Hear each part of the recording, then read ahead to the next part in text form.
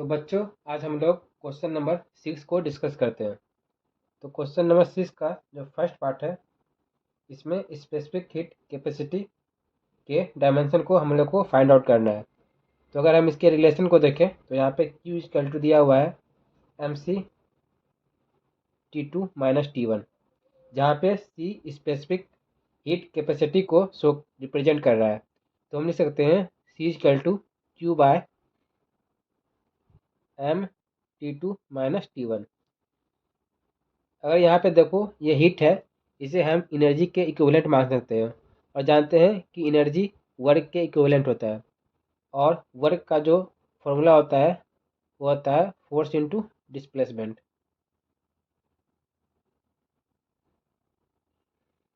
और यहाँ पे mass into T2 minus T1। अगर हम इसके डायमेंशन को लिखें तो फोर्स का जो डायमेंशन होता है मास इनटू एक्सलेशन, एक्सलेशन का जो डायमेंशन हो जाएगा L T पे पावर -2। डिस्प्लेसमेंट डिस्टेंस का डायमेंशन हो जाएगा तो ये हो जाएगा L। यहाँ पे मास इसका डायमेंशन m हो जाएगा और टेम्परेचर का डायमेंशन केल्विन। तो इस तरह से अगर हम स्पेसिफिक हीट कैपेसिटी के डायमेंशन को देखें तो यहाँ पे m और m कैंसिल हो जाएगा और जो फाइनल डायमेंशन होगा ये हो जाएगा L पे पावर 2 T पे पावर -2 और L पे पावर 1 K पे पावर -1। तो इस तरह से जो स्पेसिफिक हीट कैपेसिटी का डायमेंशन होगा वो हो जाएगा L पे पावर 2 T पे पावर -2 और K पे पावर -1। इसका पार्ट भी देखते हैं।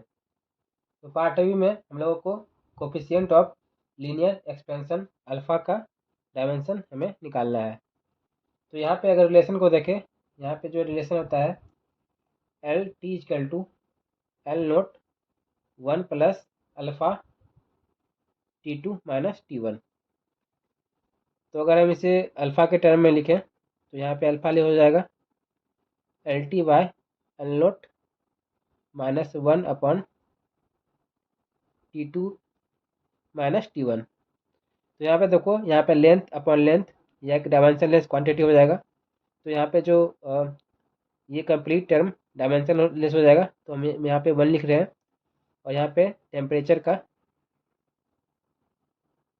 को यहाँ से K से रिप्रेजेंट कर रहा हूँ। तो यहाँ से जो कोफिशिएंट ऑफ लीनियर एक्सपेंशन का जो डायमेंशन हो जाएगा वो हो जाएगा K पे पावर -1। अब हम लोग क्वेश्चन नंबर 6 के पार्ट सी को डिस्कस करते हैं। तो इसमें गैस कांस्टेंट R के डायमेंशन को निकालना है। तो इसके लिए जो रिलेशन होगा ये हो जाएगा PV इक्वल टू nRT। तो R को हम ले सकते हैं PV अपॉन NT। अगेन इसको और हम सिंपल तरीके से लिखें तो प्रेशर को ले सकते हैं फोर्स अपॉन एरिया और यह वॉल्यूम हो जाएगा और यह N मोल और T टेम्परेचर। अब हम इसके डायमेंशन को एक एक करके लिखते हैं।